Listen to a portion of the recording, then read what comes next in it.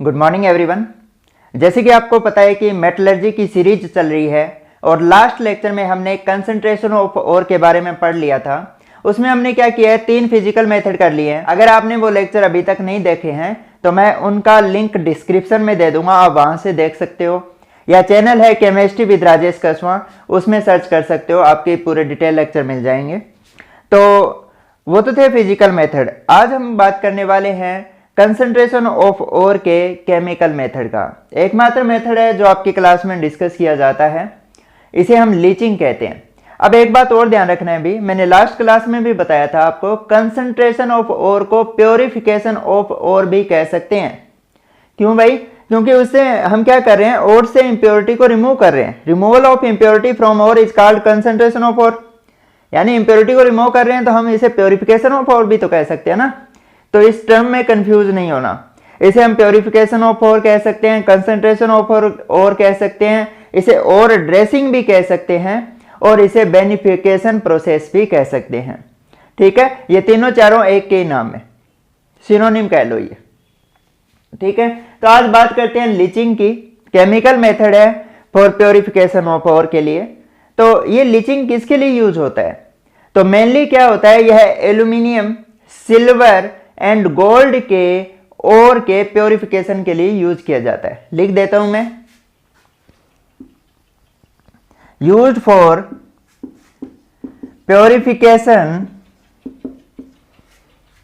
Of ore of aluminium, silver and gold. ठीक है, ये तीनों बातें आपको ध्यान रखना है कि ये यूज होता है एल्यूमिनियम, सिल्वर और गोल्ड के ओर के प्योरिफिकेशन के लिए। ठीक है, अब आपको ये नाम याद रखना बहुत आसान होगा, तीनों ही ए से शुरू हो रहे हैं, तो ट्रिपल ए के नाम से याद रख लो भी। यानी आपसे क्वेश्चन पूछ सकता है कि लीचिंग प्रोसेस किसके लिए यूज होता है, तो आप क्या कहोगे, एल्यूमिनियम, सिल्वर और गोल्ड के ओर के प्योरिफिकेशन के लिए यूज करते हैं। ठीक है, अब दूसरा आता है कि ये किस बेस पर आधारित है, इसका प्रिंसिपल क्या है। तो प्रिंसिपल में आपको यह बात याद रखनी है कि कंडीशन ये है कि आपका ओर है वो किसी सुटेबल सॉल्वेंट के अंदर सोल्यूबल होना चाहिए और इंप्योरिटी है वो उस सॉल्वेंट के अंदर क्या रहनी चाहिए, इनसोल्यूबल रहनी चाहिए। लिख लो कंडीशन, क्या लिखोगे आप,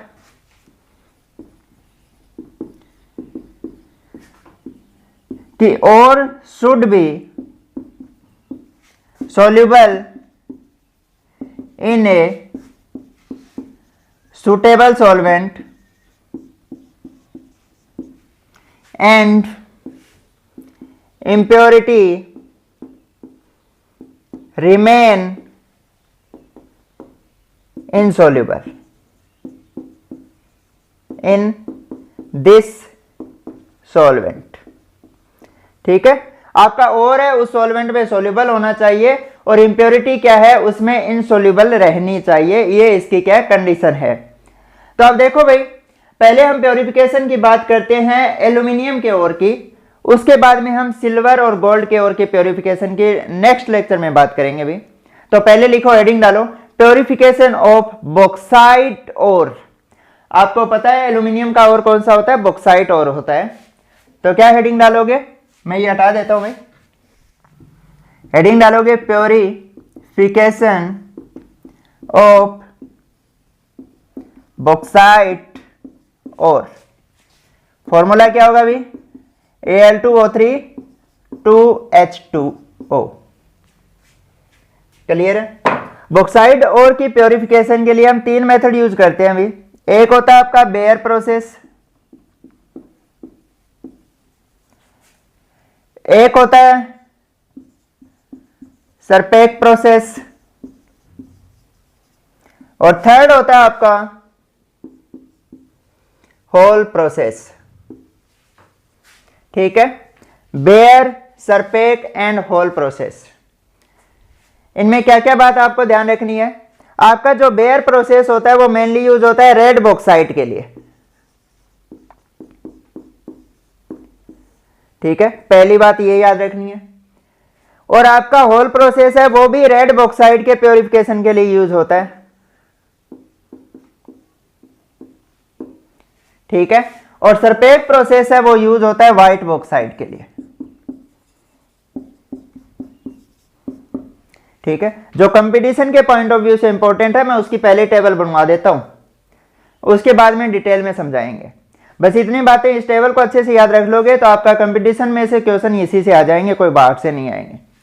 हाँ, तो बेयर प्रोसेस रेड बॉक्साइड के लिए यूज करते हैं, सरपेक प्रोसेस व्हाइट बॉक्साइड के लिए यूज करते हैं और होल प्रोसेस भी रेड बॉक्साइड के लिए यूज करते हैं।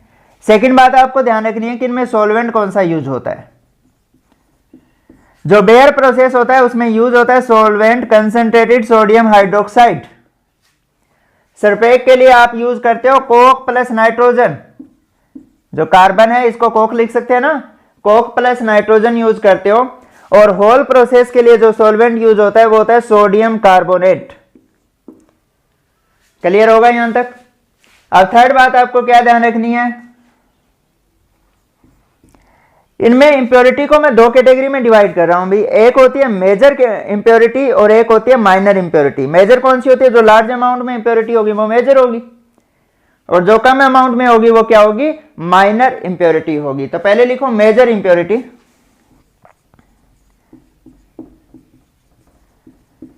अगर आयरन के ऑक्साइड की मेजर इंप्योरिटी हो तो हम बेयर प्रोसेस यूज करते हैं भाई।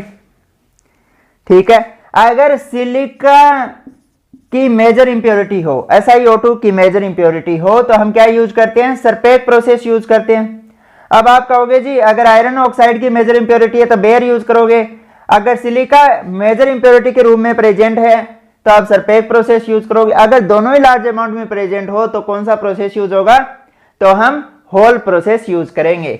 यानी इसमें मेजर क्या होगी, आयरन ऑक्साइड एंड सिलिका दोनों मेजर अमाउंट में प्रेजेंट होंगे, यानी दोनों ही लार्ज अमाउंट में प्रेजेंट हो तो हम होल प्रोसेस है वो यूज करते हैं। अब बात करते हैं माइनर इंप्योरिटी की।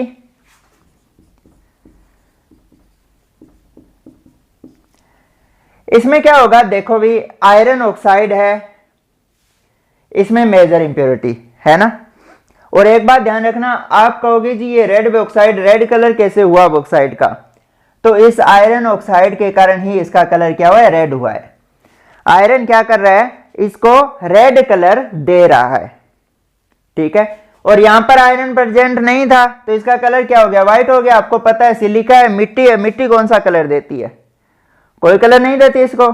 और इधर भी क्या है, आयरन ऑक्साइड प्रेजेंट है, इस कारण से इसका बॉक्साइड का कलर है वो क्या हो गया, रेड हो गया। यानी आयरन ऑक्साइड जहां भी प्रेजेंट होगा, मैं फेरिक ऑक्साइड की बात कर रहा हूं, वो उसको क्या करेगा, रेड कलर देगा ही देगा। समझ आ गया होगा, क्योंकि यहां पे मेजर के रूप में आयरन ऑक्साइड था तो रेड कलर हो गया। सिलिका भी है, सिलिका कोई कलर नहीं दे रही, ये रेड दे रहा है, तो जाहिर सी बात है बॉक्साइड का कलर रेड ही होगा। यहां तक समझ आ गया होगा। यहां भी आयरन ऑक्साइड है तो कलर रेड हो गया। अब माइनर इंप्योरिटी क्या होती है, मिट्टी तो मिलेगी मिलेगी भी, आपको कहीं से भी निकाल ले हो, अर्थ क्रस्ट से निकाल ले हो और को, तो वहां पे मिट्टी होती होती है, आपको पता है। मिट्टी के अलावा, सिलिका के अलावा इसमें जो माइनर इंप्योरिटी है टाइटेनियम ऑक्साइड की हो सकती है, या थोड़ी बहुत अमाउंट में कैल्शियम ऑक्साइड प्रेजेंट हो सकता है ना। और ये माइनर इंप्योरिटी की बात कर रहा हूं। इसमें माइनर इंप्योरिटी क्या होगी, मेजर सिलिका है तो माइनर इंप्योरिटी इसमें टाइटेनियम के ऑक्साइड हो जाएंगे, कैल्शियम ऑक्साइड हो जाएंगे। इसमें क्या है, सिलिका और आयरन तो दोनों ही मेजर अमाउंट में प्रेजेंट है, तो इसमें माइनर क्या होगी, टाइटेनियम जो ऑक्साइड है वो माइनर इंप्योरिटी के रूप में प्रेजेंट रहेगा। ये चारों पॉइंट आपको क्लियर होंगे। अब एक पॉइंट और है जो स्पेसिफिक है सरपेक प्रोसेस के लिए, मोस्ट इंपॉर्टेंट है, क्वेश्चन बनता है भाई। क्वेश्चन ये बनता है कि सरपेक प्रोसेस के दौरान साइड प्रोडक्ट कौन सा बनता है। तो इसमें ध्यान रखना है कि इस प्रोसेस में जो साइड प्रोडक्ट बनता है वो होता है अमोनिया। ठीक है, साइड प्रोडक्ट क्या होगा, अमोनिया बनेगा। क्वेश्चन आ जाता है, तो ये बातें नोट करो। मैं साइड में हो जाता हूं, स्क्रीनशॉट ले लो।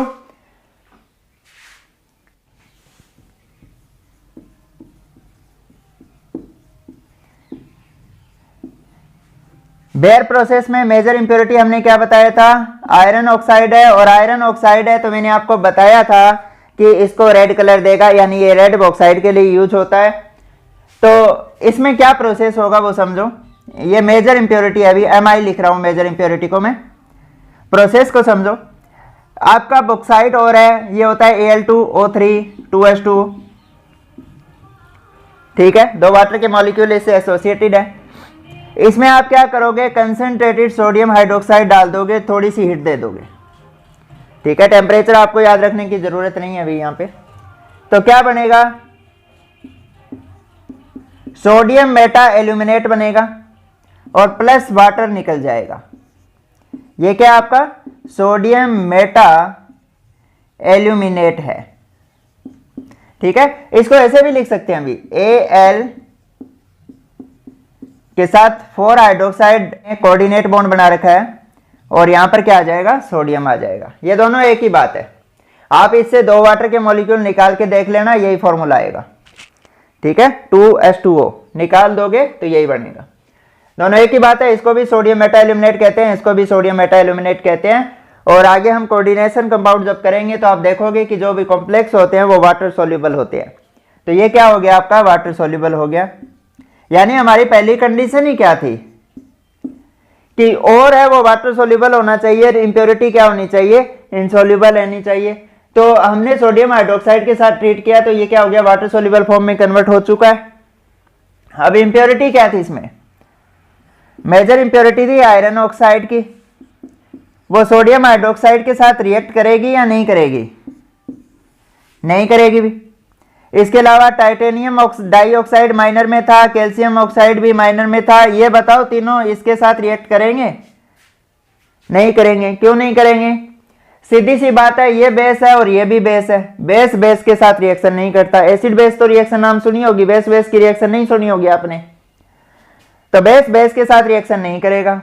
तो फिर आप कहोगे जी ये तो मेटल का ही ऑक्साइड ये है, बट आपको ये पता है कि ये ऑक्साइड होते हैं वो एम्फोटेरिक होते हैं, और एम्फोटेरिक होते हैं वो एसिड और बेस दोनों के साथ रिएक्शन करेंगे।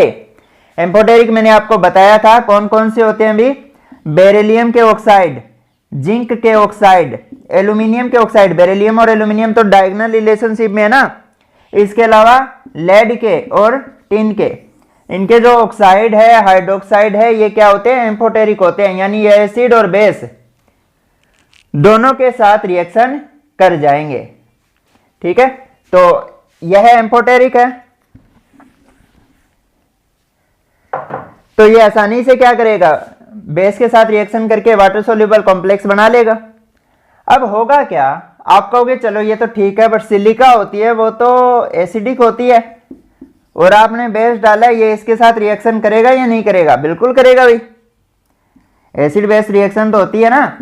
हाँ, मिट्टी इसके साथ चली जाएगी भी, ये सोल्यूबल फॉर्म में हो जाएगी। ये क्या बना लेगी, सोडियम सिलिकेट बना लेगी। ये क्या बन गया आपका, सोडियम सिलिकेट बन गया है। ये भी क्या हो गई, ये भी वाटर सोल्यूबल है। अब एक बात देखो, ये वाटर सोल्यूबल है, ये वाटर सोल्यूबल है, ये तीनों तो वाटर इनसोल्यूबल है ना। तो होगा क्या, इसमें आप ऐसे याद रख लो, DCPC, डी फॉर, मैं यहां लिख देता हूं DCPC। 4 स्टेप होते हैं। पहला होता है डी फॉर डाइजेशन। ये क्या हो गया, इस प्रोसेस को हम डाइजेशन कहेंगे भी। यहां पर लिख देना भी, ऊपर लिखो यहां। इस प्रोसेस को हम क्या कहेंगे, डाइजेशन कहेंगे। पहला ये प्रोसेस है, इसे डाइजेशन कह रहे हैं हम। अब इसमें दूसरा प्रोसेस क्या होगा, D for digestion, C for clarification. Clarification का मतलब होता है फिल्टर करना किसी चीज को। अब ये दोनों वाटर सोल्यूबल है, मान लो ये मेरा कोई बीकर है, बीकर में दोनों वाटर सोल्यूबल है, तो इस तरह से रहेंगे। और जो वाटर इनसोल्यूबल होता है, आपको पता है वो नीचे सेटल डाउन हो जाएगी, है ना, मड बन जाएगा, ये कीचड़ बन जाएगा। और आप बता सकते हो इस मड का कलर कैसा होगा, रेड होगा। क्यों भाई, मैंने अभी बताया था जो आयरन ऑक्साइड होता है वो कलर कौन सा देता है, रेड कलर देता है। तो आपका ये रेड मड बनेगा, लाल रंग का कीचड़ बनेगा। अब आपका सोल्यूबल फॉर्म में तो ये दोनों है, और इनसॉल्युबल फॉर्म में ये तीनों है। तो मतलब हमें इन तीनों को हटाना हो तो क्या करेंगे, सिंपल सी बात है, फिल्टर कर लेंगे, है ना। अब एक बात ध्यान रखो, जैसे आप लोग चाय पीते होंगे, अगर नहीं पीते तो बहुत अच्छी बात है, सेहत के लिए खराब होती है, अच्छी नहीं होती वो। आप क्या करोगे, आपने चाय बनाई है, छन्नी से पास करते हो तो जो नीचे आ जाता है उसे फिल्ट्रेट कहते हैं, ठीक है। और जो छन्नी में बच जाता है उसे क्या कहते हैं, रेजिड्यू, ठीक है। आपने चाय जो बनाई है उसको छाना, ठीक है, तो उसमें क्या होगा, जो नीचे फिल्टर किया है ना उसको, जो नीचे आ गया कप में आ गया आपका, वो फिल्ट्रेट कहलाता है। और जो छन्नी के अंदर है उसे हम क्या कहते हैं, रेजिड्यू। जो चाय पत्ती बच गई आपकी, रेजिड्यू होगी। तो अब रेजिड्यू और फिल्ट्रेट क्लियर होगा आपको। अब देखो यहां भी हम क्या करेंगे, इसको फिल्टर करेंगे। फिल्टर करेंगे तो ये वाला जो सोल्यूबल है वो फिल्ट्रेट में आ जाएगा, और जो रेजिड्यू है वो कहां रह जाएगा, ऊपर ही रह जाएगा, ठीक है। जिससे भी फिल्टर किया, जैसे फिल्टर पेपर यूज करते हैं, तो ये फिल्टर पेपर के ऊपर ही रह जाएगा, ठीक है। यानी ये तीनों हट गए और हमारा ये सोल्यूशन क्या हो गया, क्लियर सोल्यूशन हमें मिल गया, मिल गया। यहां तक सबको क्लियर होगा। अब हमें क्या करवाना है, डीसी हो गया, अब पी पे आओ, प्रेसिपिटेशन करवाना है। मैं इधर लिख रहा हूं, थर्ड स्टेप है प्रेसिपिटेशन। अब हमारे दो फॉर्म आ गई है, एक तो आ गया है NaAlO2 सोडियम मेटा एल्यूमिनेट, और दूसरा इसके साथ क्या आ गई है, सोडियम सिलिकेट आ गई है। इसको यहां लिख देता हूं मैं, ठीक है। अब मैं क्या करूंगा, इनकी डाइल्यूशन कर दूंगा, यानी मैं इसके अंदर वाटर डाल दूंगा। पहले हमने सोडियम हाइड्रोक्साइड डाल के मीडियम को क्या किया था, बेसिक कर दिया था। अब मैं इसकी डाइल्यूशन कर दूं या फिर कार्बन डाइऑक्साइड गैस पास करवा लूं, तो इससे क्या होगा, मीडियम एसिडिक हो जाएगा। अगर बेसिक मीडियम में रिएक्शन फॉरवर्ड जा रही है, तो अगर मीडियम एसिडिक हो जाएगा तो बैकवर्ड जाएगी, है ना। तो बैकवर्ड जाएगी तो बनेगा क्या, देखो मैंने अब क्या किया, इसमें थोड़ी सी अमाउंट में फ्रेशली प्रिपेयर्ड एल्यूमिनियम हाइड्रोक्साइड की बीड डाल दी। यह बात आपको ध्यान रखना है, आपने क्या करना है, एल्यूमिनियम हाइड्रोक्साइड की फ्रेश बीड बनानी है और वो इस सॉल्यूशन के अंदर डाल देनी है। डाल दी, इससे मैंने इसको क्या कर दिया, सीडेड कर दिया है भाई। यहां तक क्लियर होगा। मैंने क्या किया, फ्रेशली प्रिपेयर्ड एल्यूमिनियम हाइड्रोक्साइड की इस सॉल्यूशन के अंदर जो भी था उसमें बीड डाल दी है। अब होगा क्या भाई, अब वाटर के साथ ये रिएक्शन करेगा तो एल्यूमिनियम हाइड्रोक्साइड बनेगा, ठीक। मैं इस सोडियम हाइड्रोक्साइड को यहां लिख दूं, आपको समझाने के लिए लिख रहा हूं मैं यहां, जी हां। एल्यूमिनियम हाइड्रोक्साइड बन गया प्लस सोडियम हाइड्रोक्साइड बन गया। अब क्या होगा, एल्यूमिनियम हाइड्रोक्साइड होता है वो वाटर इनसॉल्युबल होता है, तो उसके प्रेसिपिटेट बनेंगे। एरो नीचे की तरफ है, मतलब प्रेसिपिटेशन हो रहा है, वो नीचे सेटल डाउन हो जाएगा। और इसके कौन से कलर के प्रेसिपिटेट बनते हैं, व्हाइट कलर की पीपीटी बनेगी, ठीक है। एल्यूमिनियम हाइड्रोक्साइड की क्या होगी, व्हाइट कलर की पीपीटी बनेगी। अब इस एल्यूमिनियम हाइड्रोक्साइड को मैं ऐसे भी लिख सकता हूं, एक बार इसको हटा रहा हूं, चलो मैं इसको यहां लिख देता हूं। ये जो एल्यूमिनियम हाइड्रोक्साइड की व्हाइट पीपीटी बनी है, ये एक्चुअल में क्या है, हाइड्रेटेड एल्यूमिनियम ऑक्साइड ही है। जो भी हाइड्रोक्साइड होते हैं वो ऑक्साइड की हाइड्रेटेड फॉर्म होती है, ठीक है। इसको आप ऐसे भी लिख सकते हो, कैसे लिखोगे, यहां पे जैसे मैंने 2 लगा दिया तो ये क्या बन जाएगा, Al2O3 3H2O। ये और ये एक ही बात है भी। ये क्या है, हाइड्रेटेड एल्यूमिनियम ऑक्साइड है या एल्यूमिनियम हाइड्रोक्साइड है, दोनों एक ही होते हैं। समझो कैसे भाई, यहां पे एल्यूमिनियम कितने हैं, 2 हैं, तो Al2, और 3 हैं, 6 हो गए। और हाइड्रोक्साइड कितने हैं अभी, 3 × 2 6, यहां भी क्या हो गए, 6 हो गए, ठीक है। तो ये क्या बन गया, हाइड्रेटेड एल्यूमिनियम ऑक्साइड।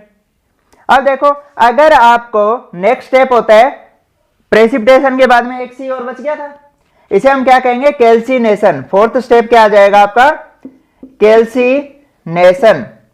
कैल्सिनेशन क्या होता है अभी नेक्स्ट वीडियो में हम इसके बारे में डिटेल में पढ़ने वाले हैं, पहले ब्रीफ में बता देता हूं आपको मैं।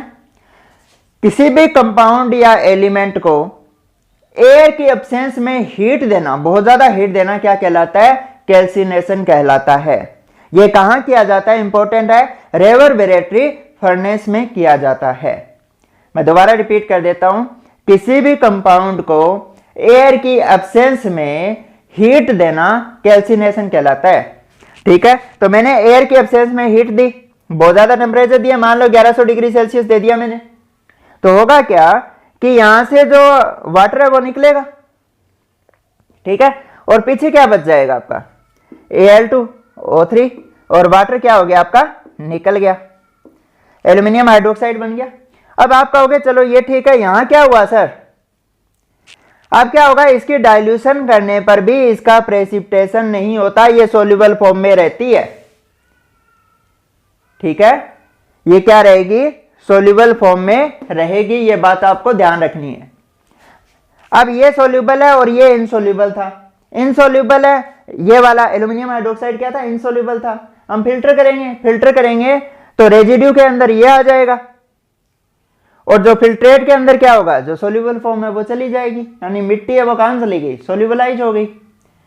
और ये इनसोल्यूबल था, इसको हीट दी तो वाटर निकल गया, और ये आपका क्या मिल गया? आपको प्योर एल्यूमिना मिल गया है। ठीक है, इस तरह से हमने क्या किया? इम्प्योर बॉक्साइट से प्योर एल्यूमिना ऑब्टेन कर लिया है। किस प्रोसेस के द्वारा? बेयर प्रोसेस के द्वारा। एक बार रिपीट कर देता हूं, पहले हमने सोडियम हाइड्रोक्साइड से ट्रीट करवाया, तो क्या था? ये एम्फोटेरिक था, तो इसने रिएक्शन करके वाटर सोल्यूबल कॉम्प्लेक्स बना लिया। जो बेसिक ऑक्साइड थे वो बेस के साथ रिएक्ट नहीं करेंगे, और सिलिका क्या थी? एसिडिक थी, तो बेस के साथ रिएक्ट करके ये भी वाटर सोल्यूबल कॉम्प्लेक्स बना रही है। उसके बाद में हमने फिल्टर किया, तो फिल्ट्रेट के अंदर आपके ये दोनों वाटर सोल्यूबल थे वो आ गए, और जो रेजिड्यू है उसमें ये तीनों हट गए हैं, यानी जो मेटल के ऑक्साइड थे, आयरन के, टाइटेनियम के, कैल्शियम के, वो रिमूव हो चुके हैं। ठीक है, हमने इन ऑक्साइड को यहाँ हटा दिया। अब नेक्स्ट में हमने क्या किया है? प्रेसिपिटेशन करवाया, मैंने डाइल्यूशन कर दी, या थोड़ी बहुत अमाउंट में CO2 पास कर दी, क्योंकि ये मीडियम क्या था? बेसिक था, तो फॉरवर्ड जा रहा था। अगर मैं एसिडिक कर दूंगा तो बैकवर्ड रिएक्शन जाएगी, तो क्या बन जाएगा? एल्यूमिनियम हाइड्रोक्साइड बनेगा, या फिर मैं इसे हाइड्रेटेड एल्यूमिनियम ऑक्साइड भी बोल सकता हूं। ठीक है, ये व्हाइट प्रेसिपिटेट देगा, सेटल डाउन हो जाएगा, और आपकी ये जो मिट्टी है वो सोल्यूबल फॉर्म में रहेगी। तो ये प्रेसिपिटेट है, ये सोल्यूबल है, छान लोगे, फिल्टर कर लोगे, रेजिड्यू में ये आ गया, और उसके बाद में कैल्सिनेशन करवा दोगे तो आपका प्योर एल्यूमिनियम ऑक्साइड है बन जाएगा। ठीक है, तो ये था बेयर प्रोसेस, नोट करो इसको, मैं साइड में हो जाता हूं। इसके बाद में हम करने वाले हैं सरपेक प्रोसेस। सरपेक प्रोसेस मेनली क्या था? जो सिलिका की मेजर इंप्योरिटी थी उसको रिमूव करने के लिए यूज किया जाता है। इसमें जो सॉल्वेंट थे वो कार्बन प्लस नाइट्रोजन यूज किए जाते हैं, आपको बताया ही था। और इसमें क्या होगा अभी, क्या कौन सी रिएक्शन होगी? समझो कि हमने बॉक्साइड और को कार्बन प्लस नाइट्रोजन के साथ 1800 डिग्री के लगभग गर्म कर दिया, तो होगा क्या अभी? एल्यूमिनियम नाइट्राइड बनेगा, plus carbon monoxide plus water निकलेगा।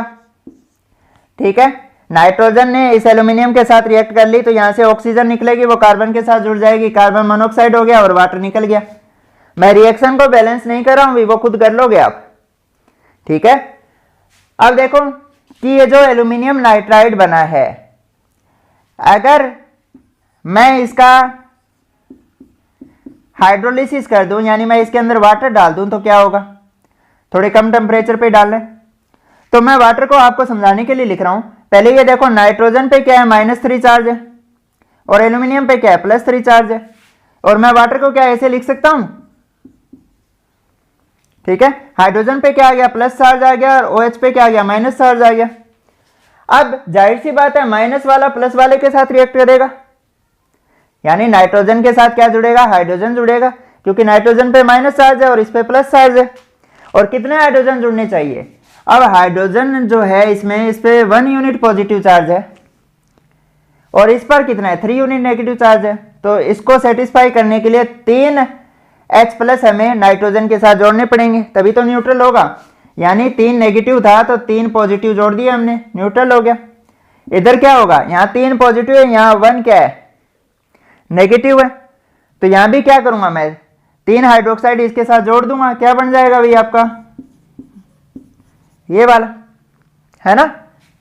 तो क्या बना, मैंने वहां लिखाया था, इंपॉर्टेंट था कि यहां पर जो साइड प्रोडक्ट है अमोनिया बनता है और ये एल्यूमिनियम हाइड्रोक्साइड बन गया। जैसे लास्ट टाइम में बताया था इसके व्हाइट पीपीटी बनेंगे, ठीक है। अब व्हाइट पीपीटी है, इसको मैं हाइड्रेटेड एल्यूमिनियम ऑक्साइड भी लिख सकता हूं ना। जैसे मैं दोबारा लिख रहा हूं इसको, इस तरह से लिख सकते हैं क्या, सेम ही है। फिल्टर कर लिया हमने, फिल्टर किया तो रेजिड्यू के अंदर ये आ गया है। तो इसको मैंने ऐसे भी लिखा था Al2O3 और क्या लिखा था 3H2O। उसके बाद में कैल्सिनेशन करवाया था, बहुत ज्यादा हीट दी थी एयर के एब्सेंस में, तो आपको क्या मिल गया था, प्योर एल्यूमिना मिल गया था और वाटर निकल गया था। यही तो हुआ था। आगे का स्टेप सेम है, यहां तक क्लियर होगा। अमोनिया साइड प्रोडक्ट बन रहा है। अब आप कहोगे जी यहां इंप्योरिटी का क्या हुआ, ठीक है। तो इंप्योरिटी का देखो भाई, इंप्योरिटी यहां क्या थी, सिलिका थी। सिलिका क्या करेगी, आपका जो कार्बन है, कार्बन को कोक बोलते हैं ना, टेम्परेचर बहुत ज्यादा हाई है तो कोक के साथ रिएक्ट करके क्या बना देगी, सिलिकॉन बना देगी, जो क्या होगा इतने हाई टेम्परेचर पर वोलेटाइल होकर वेपोराइज हो जाएगा, उड़ जाएगा। और कार्बन खुद किस में कन्वर्ट हो जाएगा, कार्बन मोनोऑक्साइड जो गैस है वो भी क्या होगी, बाहर निकल जाएगी और हमारा सोल्यूशन क्या हो जाएगा, प्योर बच जाएगा। अब यहाँ पे जो कार्बन मोनोऑक्साइड बन रही है वो भी क्या करेगी, जो सिलिका के बाकी मॉलिक्यूल है उनके साथ रिएक्ट करेगी। बहुत सारे मॉलिक्यूल होते हैं भाई, तो कार्बन मोनोऑक्साइड ने क्या किया, इसके साथ रिएक्ट किया तो दोबारा क्या बन गया, सिलिकॉन बन गया और यहाँ पर कार्बन डाइऑक्साइड बनेगा जो वेपोराइज हो जाएगी। क्लियर है। तो इस तरह से इंप्योरिटी है वो किस फॉर्म में निकल गई है, सिलिकॉन की फॉर्म में, कार्बन डाइऑक्साइड की फॉर्म में निकल गई है। ठीक है, यहां समझ आ गया होगा। अब हाँ, इतना नोट करो भाई, इसमें आगे बढ़ते हैं। नेक्स्ट प्रोसेस कौन सा है, होल प्रोसेस। जो बेयर था रेड बॉक्साइड के लिए, सिर्फ एक व्हाइट बॉक्साइड के लिए, और होल किसके लिए था, रेड बॉक्साइड के लिए। इसमें मेजर इंप्योरिटी क्या होती है, अभी आयरन ऑक्साइड प्लस सिलिका दोनों प्रेजेंट है। सॉल्वेंट क्या लिया था इसमें, सोडियम कार्बोनेट लिया था, ठीक है। तो रिएक्शन करो इसकी, क्या होगी भी, एल्यूमिना है, ये सोडियम कार्बोनेट के साथ रिएक्शन करेगा तो जाहिर सी बात है सोल्यूबल कॉम्प्लेक्स बनाएगा। क्या बनाएगा भी, सोडियम मेटा एल्यूमिनेट बनाएगा। क्लियर है। प्लस क्या होगा, कार्बन डाइऑक्साइड, कार्बोनेट है वो मोस्टली जब भी डिकम्पोज होता है कार्बन डाइऑक्साइड देता ही देता है और वाटर निकलेगा। ठीक है, इसमें मैं बार बार नहीं लिख रहा, सोडियम मेटा एल्यूमिनेट है, वाटर सोल्यूबल है। अब बाकी क्या रिएक्शन नहीं करेंगे, बाकी भी कट जाएंगे। Fe2O3 है, फेरिक ऑक्साइड है, वो भी सोडियम कार्बोनेट के साथ रिएक्ट करके क्या बनाता है, सोडियम फेरेट बना देता है। इसमें भी कार्बन डाइऑक्साइड वाटर निकल जाता है। इसी तरह क्या होता है कि आपका जो सिलिका है ये भी क्या करेगा, सोडियम कार्बोनेट के साथ रिएक्ट करेगा और ये क्या बना देगा, सोडियम सिलिकेट बना देगा। ठीक है, और इसमें भी प्लस क्या होगा, कार्बन डाइऑक्साइड और वाटर निकल जाएंगे। अब ये तीनों ही वाटर सोल्यूबल हो गए हैं भाई, ठीक है, तीनों ही वाटर सोल्यूबल हो गए हैं। बाकी जो इंप्योरिटी बची वो क्या होगी, हम फिल्टर करके निकाल देंगे। फिल्टर कर लिया। अब आप कहोगे जी आपने तो यहाँ पे और को भी सोल्यूबल कर दिया, इंप्योरिटी को भी सोल्यूबलाइज कर दिया, रूल तो कुछ और ही था। रूल तो ये था और वाटर सोल्यूबल होना चाहिए, इंप्योरिटी इनसोल्यूबल रहनी चाहिए। बट हम यहाँ नेक्स्ट जो प्रोसेस करने वाले हैं इसमें क्या होगा, ये इनसोल्यूबल हो जाएंगे, सॉरी ये सोल्यूबल ही रह जाएंगे और ये प्रेसिपिटेटेड हो जाएगा। कैसे भाई, अब आपको क्या करना है, अब जो आपके पास सोल्यूशन आ गया है उसमें से कार्बन डाइऑक्साइड पास कर दो। वाटर के अंदर ही था सोल्यूशन तो वाटर तो लिखूंगा मैं। आपने क्या किया है, थोड़ा सा हीट दे दोगे तो कार्बन डाइऑक्साइड पास कर दी, तो होगा क्या भाई, अब जब कार्बन डाइऑक्साइड पास कर रहे हो तो यहां पर एल्यूमिनियम हाइड्रोक्साइड बनेगा ही बनेगा। ये क्या होगा, प्रेसिपिटेटेड हो जाएगा, नीचे बैठेगा। कौन से कलर के प्रेसिपिटेट बनेंगे भाई, व्हाइट कलर की पीपीटी बनेगी। ठीक है, और प्लस क्या निकल जाएगा, यहां पर सोडियम कार्बोनेट बन जाएगा, रीयूज कर सकते हो आप इसको। ठीक है, और ये क्या होगा, अगर इनसे कार्बन डाइऑक्साइड और गैस पास करते हो इन दोनों में से तो ये प्रेसिपिटेटेड नहीं होंगे। ठीक है, सिर्फ ये प्रेसिपिटेटेड हुआ है तो अब आप क्या करोगे, इसको फिल्टर कर लोगे, रेजिड्यू में ये आ गया है, ठीक है। इसको हम क्या लिखेंगे, ये हाइड्रेटेड एल्यूमिनियम ऑक्साइड, मैं बार बार नहीं लिख रहा। फिर बाद में आप जब हीट दोगे तो क्या बन जाएगा, आपका प्योर एल्यूमिना ऑक्साइड है, ऑब्टेन हो जाएगा। इस तरह से आपने होल प्रोसेस से क्या किया है, आयरन और सिलिका की जो इम्प्योरिटी है वो रिमूव कर ली है और आपको प्योर एल्यूमिना मिल गया है। तो ये लीचिंग के बॉक्साइड के 3 प्रोसेस थे, बेयर, होल और सरपेट, हमने डिटेल में कर लिए हैं, ठीक है। तो अब नेक्स्ट प्रोसेस में हम करेंगे leaching of silver and gold, जिसे हम MacArthur Forrest cyanide process भी बोलते हैं, और उसके साथ ही हम हाइड्रोमेटलर्जी भी डिस्कस कर लेंगे, ठीक है। Thank you.